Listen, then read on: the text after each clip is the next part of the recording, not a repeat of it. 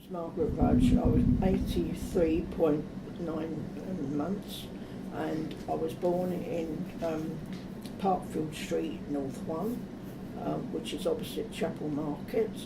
My family, my father's, my grandfather's, was all born in Ironmonger Passage.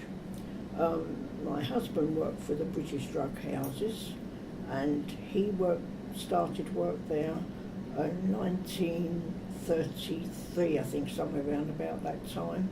He left school at 14. He went to St Matthew's School, which was a little church school off of City Road, and he went, first of all, he worked for British drug houses, and he drove a trike. The trike was a three-wheeled bike with a large box on the front where he was given things for drugs to go and deliver to the chemist. He then graduated onto lorries, and he was driving a lorry, and they used to do long distance work down to Devon, Cornwall, all over the place. And then when the war came, he went into the Royal Artillery and served his time in Burma. And then when he came back in 1945, I think it's 45, and he went back to the British drug houses and continued working. The British drug houses was placed in Graham Street, which is off of City Road, and that's North 1. And then you've got a canal running through, and the drug houses was on the other side of the canal as well, in Wolf Road. It had both sides of Wolf Road, okay, and it had, I don't know if it had both sides, I think, of Graham Street, because there was houses in Graham Street, so it wouldn't have been both sides. And next door to the British drug houses was an Italian firm, name escapes me for a minute, probably come back later, but they'd been there for a few years. They did all the little mosaic work in big places, and they was there for years. Their name is still up on the walls. If you like to walk down Graham Street, you'll see it up on the wall still. And then across the road, he worked there, saying, till he left there in 1953, and he went to work for the London Ambulance Service. Okay, my mum, bless her heart, women had to go to work during the war. They wasn't allowed to stay at home and do nothing, unfortunately. And so she went to work for the British drug houses, and she was sticking labels on. And she worked there for quite a long while. I think they put her off somewhere in the region of 1950. And so then, just to say, she came away from there, and I think she went to work for another little firm where she cut cottons off of corsets. Sounds funny, doesn't it? And as I say, so she worked there sticking labels on. And that is as far as I know.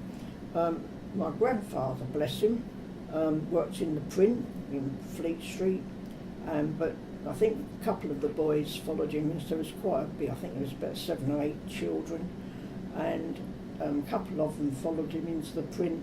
Some went to, well, my father went into cabinet work, doing cabinet carpentry, and then he went to work for a drug firm, funny enough, called Moores of Barnet, which was in Aldersgate Street, and that building is one of the few original buildings still standing after the Blitz.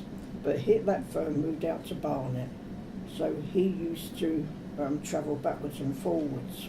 Now, during the war, of course, we had brick shelters in our garden.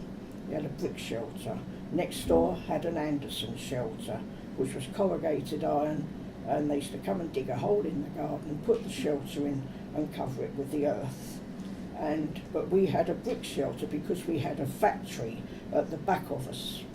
And what's the name, on this particular night, towards the end of the war, must have been 84, late 84, maybe 85, I can't quite remember that date.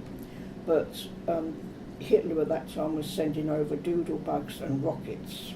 Unfortunately, a rocket descended on the BDH, and we caught the blast. Blast is a funny thing. You never know which way it's going, and it caved the back of our house in.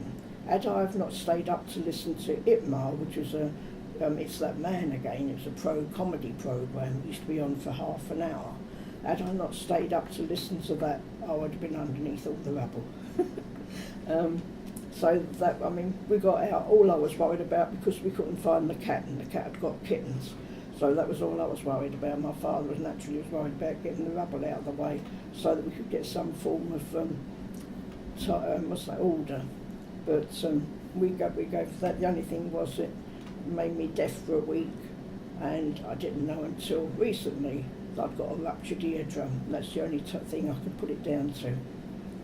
That's it.